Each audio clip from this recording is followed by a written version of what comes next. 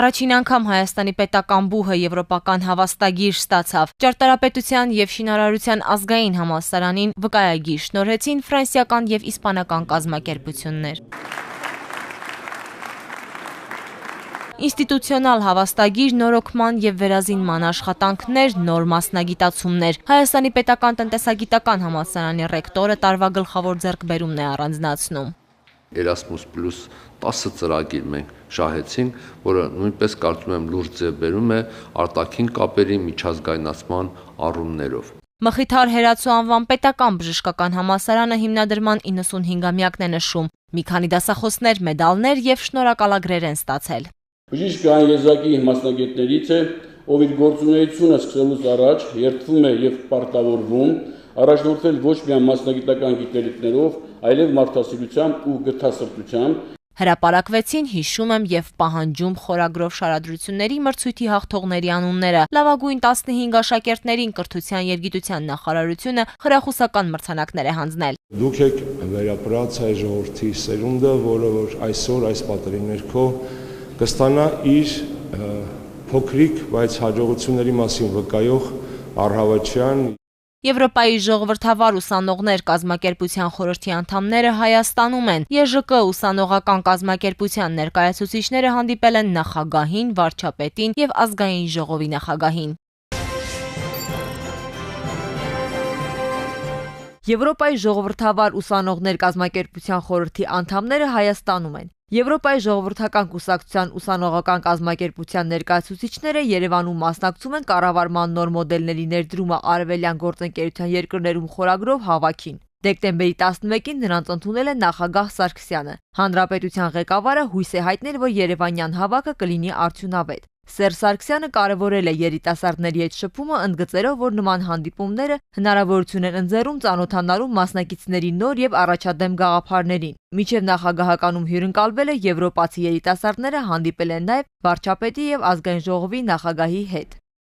Անիմացիոն ֆիլմեր ստեղծող հայաստանցի երիտասարդների համար կրթական նոր հեռանկար է բացվել։ Լևոն Բաղդասարյանը և Շուշանիկ Եսայանը եկող տարի կմեկնեն Ֆրանսիա։ Ռեանիմանիա փառատոնի և Հայաստանում Ֆրանսիայի դեսպանատան գործակցության շնորհիվ նրանք կսովորեն Անգուլեմի համալսարանում։ Նախաձեռնության հեղինակները վստահեցնում են, որ հայ-ֆրանսիական կրթական նախագիծը տարեցտարի ընդլայնվելու է։ Երևանի Մխիթար Հերացու անվան պետական բժշկական համալսարանը հիմնադրման 95-ամյակն է նշում։ Հոբելյանի առթիվ նախագահ Սարգսյանի հրամանագրով պրոռեկտոր Սամվել Ավետիսյանը պարգևատրվել է Մովսես Խորենացի մեդալով, իսկ անեստեզիոլոգիա և ինտենսիվ թերապիա ամբիոնի վարիչ Իրինա Մալխասյանը Մխիթար Հերացու մեդալ է ստացել։ 95-ամյակին նվիրված հանդիսավոր նիստին մասնակցել է նաև վարչապետը։ Կրթության գիտության ոլորտում ներդրած նշանակալի ավանդի համար Հովիկ Աբրահամյանը պրոռեկտոր Կոնստանտին Յենկոյանին, ընդհանուր բժշկության ֆակուլտետի դեկան Նունե Շահվերդյանին, գլխավոր հաշվապահ Լարիսա Պարսեղյանին ու կրթության որակի գնահատման կենտրոնի ղեկավար Լարիսա Ավետիսյանին վարչապետի հուշամեդալներով է պարգևատրել։ Իսկ ռազմաբժշկական ֆակուլտետի պետ Սամվել Գալստյանը, ստոմատոլոգիական ֆակուլտետի դեկան Լազար Եսայանը և տեղագիտական ֆակուլտետի դեկան Բագրատ Ենոքյանը խրախուսվել են վարչապետի շնորհակալագրերով։ Վարչապետը շնորհավորել է նաև բուհի դասախոսներին, ուսանողներին և շրջանավարտներին, մաղթելով նորանոր հաջողություններ և ձեռքբերումներ հետագա գործունեության ընթացքում։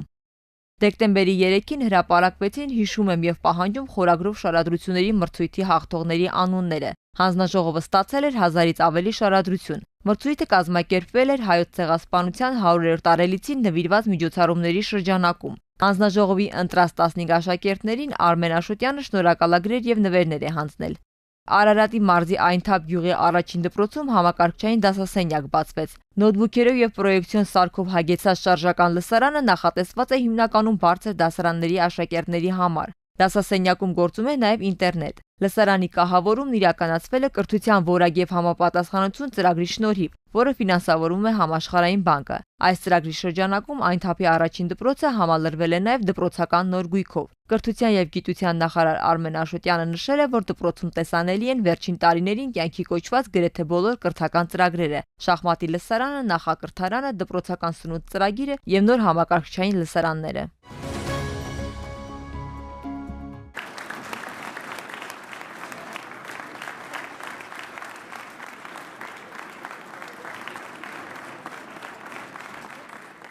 Ֆրանսիայի հետազոտության եւ բարձրագույն կրթության խորհրդի նախագահը միջազգային հավաստագրի վկայագիրը բուհի հոգաբարձուների խորհրդի նախագահ Տարոն Մարգարյանին է հանձնում։ 3 տարի առաջ սկսած հավաստագրման գործընթացը ճարտարապետության եւ շինարարության Հայաստանի ազգային համալսարանը հաջողությամբ ավարտեց։ Կրթության որակի վերահսկողության ֆրանսիական եւ իսպանական կազմակերպությունների շնորհած վկայագիրը կգործի 5 տարի։ Բուհը առաջինն է հայաստանյան համալսարաններից, որը եվրոպական հավաստագիր է ստանում։ 2 տարվա ճանապարհում մենք կարողացանք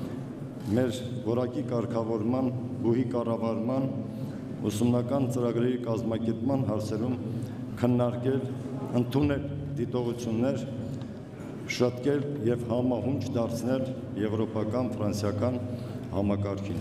Հավաստագրման գործընթացի իրականացման համար բուհը տրամադրել է փաստաթղթեր, իսկ գնահատման հանձնաժողովի մասնագետները մի քանի անգամ եղել են համալսարանում։ Ֆրանսիայի հետազոտության եւ բարձրագույն կրթության խորհրդի նախագահի խոսքով շատ կարեւոր էր հավաստիանալ, որ գործընթացը կատարվել է անկախ ու համապատասխանում է եվրոպական չափանիշներին։ Միշել Իվ Կոսնարը բուհի հավաստագրման գործընթացից 3 կարևորագույն առավելություն է առանձնացրել. հետազոտության եւ կրթության բարձր որակ, ուսանողների ակտիվություն դասավանդման process-ում եւ բուհի գործադրած հակակոռուպցիոն ջանքեր։ Բազմաթիվ փորձագետներ են գնահատել բուհի հնարավորությունը։ Եվրոպական շատ բուհեր կարող են օրինակ վերցնել այս համալսարանից։ Մենք նաև գործակցում ենք իսպանական գործակալությունների հետ։ Մեր մասնագետները նաև խորհուրդներ են տվել եւ ժամանակ առ ժամանակ կայցելեն բուհ։ Դա մի համարեք հետևում, սա պարզապես ուղեկցում է։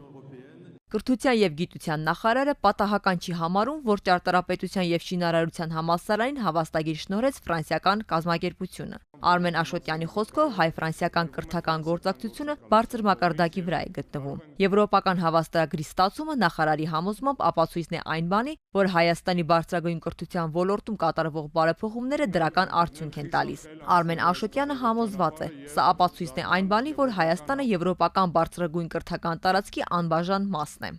Սա կրթության որակի կնիքն է, եվրոպական կնիքը, որ դրվել է ճարտարապետաշինարարական համալսարանի կրթության վրա։ Սա դիպլոմների ճանաչման կնիքն է, սա դիպլոմների ճանաչման դյուրացման եւ երիտասարդ կադրերին, ուսանողներին ավելի լավ պայծառ ապագայի իրավական հիմքն է։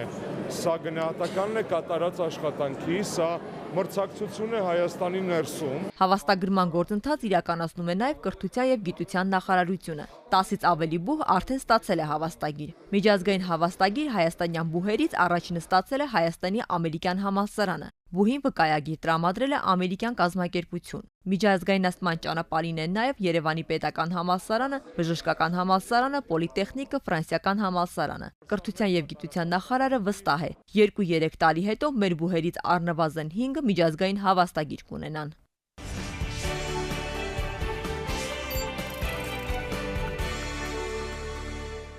Հայաստանի պետական տնտեսագիտական համալսարանը այս տարի ինստիտուցիոնալ հավաստագրում ստացավ։ Կրթության եւ գիտության նախարարության մասնագետները ուսումնասիրելով բուհի հնարավորությունները եւ կարողությունները հավաստագրման վկայական շնորհեցին 4 տարի ժամկետով։ Հաջորդ քայլը ծրագրային հավատարմագրումն է։ Ռեկտոր Կորյուն Աթոյանը հավաստագրումը բուհի տարվա գլխավոր ձեռքբերումն է համարում։ Բուհի ղեկավարի խոսքով անցնող տարին հաջող էր նաեւ կրթական ծրագրերի համալրման համար։ Erasmus+ 10 ծրագիր մենք շահեցինք, որը նույնպես կարծում եմ լուրջ ձև բերում է արտաքին կապերի միջազգայնացման առումներով։ Ռեկտորն ասում է, որ տարին հագեցած էր նաև գիտական առումով, տարբեր նախարարությունների առաջադրանքով գիտահետազոտական աշխատանքներ կատարեցին, իսկ կառավարության հաստատած ծրագրով մասնագիտական հնարավորությունների շրջանակը ընդլայնվեց։ Նախկին գործող մասնագիտություններից պահպանվում են 6-ը եւ կավելանան այն մասնագիտությունները, որի ուղղությամբ բուհի ամբիոնները կներկայացնեն կրթական ծրագիր եւ կլիցենզավորվեն։ Այս պայդրությամբ մոտ 11 նոր կրթական ծրագիր մասնագիտություն արդեն գրեթե պատրաստ է եւ առաջիկայում կրթության նախարարությունը կքննարկի լիցենզավորելու հարցը եւ կարծում եմ մյուս տարվանից արդեն մասնագիտությունները կավելանան։ Բարձրագույն մաթեմատիկայի ամբիոնի վարիչն էլ ոչ թե նոր մասնագիտացումների անհրաժեշտությունն է տեսնում, այլ դասաժամերի ավելացում։ Արկադի Հայրապետյանը շեշտում է, որ ամբողջ աշխարհում մաթեմատիկային շատ ավելի մեծ նշանակություն են տալիս։ Տնտեսագիտական համալսարանում ստեղծված հնարավորություններից սակայն դժգոհ չէ։ Մաթեմատիկա առումով մենք ոչ մի բանով ետ չենք։ Ես դա պնդում եմ միանշանակ։ Դեռևս սովետական միության ժամանակներն էլ ապակարգականացված գիտություններ բոլոր ռանգերով առաջ էինք, Հիմա էլ այդպես է, ոչ մի ձև էլ հետ չենք մնում։ Այս տարի տնտեսագիտական համալսարանում նաև նորոգման եւ տեխնիկական վերազինման աշխատանքներ կատարվեցին։ 20-րդ դարի սկզբին կառուցված առաջին մասնաշենքի 2 հարկերը հիմնանորոգվեցին։ Լսարանները կահավորվեցին ժամանակակից տեխնիկայով։ Սպորտասեր ուսանողների համար էլ նոր հնարավորություններ ստեղծվեցին։ Հիմնականում վերանորոգվեց եւ վերափոխվեց բասկետբոլի դահլիճը, որը որ հնուց եկած, դարձավ հրաձգարան, իսկ կողքի թենիսի դահլիճը վերանորոգվեց ամբողջությամբ, կարելի է ընտիր շինանյութերով, որը հաստատ համոզված եմ երկար ժամանակ ուսանողները գոհ եւ լավ կօգտագործեն։ Սեպտեմբերին Պաշտպանության նախարարության աջակցությամբ բացվեց հրաձգարանը։ Ֆիզպատրաստվածության ամբիոնի վարիչը մի քանի ամսվա մարզումներից հետո հստակ կարող է ասել, աղջիկներն ավելի դիպուկ են կրակում։ Ինչպես դառնալ լավ հրաձիգ։ Գրիգոր Կոկչյանը մի քանի խորհուրդ է տալիս սկսնակներին։ Նախ անվտանգության կանոնը պետք է պահել, ճիշտ դիրքով կանգնել եւ հետեւել շնչառությանը։ Որտեղ տարբեր զենքեր կրակելուց կարող անդադ շեղվի։ Պետք է բավականին շատ կրակեն, որ սովորեն կոնկրետ զենքին։ Տնտեսագիտական համալսարանում բարեփոխումները ռեկտորի խոսքով շարունակական են լինելու։ Աշխատանքային շուկան անընդհատ է փոփոխվում, իսկ բուհը պետք է կարողանա մրցունակ մասնագետ պատրաստել։ Բուհի կարիերայի կենտրոնի վիճակագրությունը ընդհանուր առմամբ դրական պատկեր է գծագրում։ Տնտեսագիտականի շրջանավարտների 80-ից 90%-ը աշխատանք է գտնում հենց իր մասնագիտությամբ։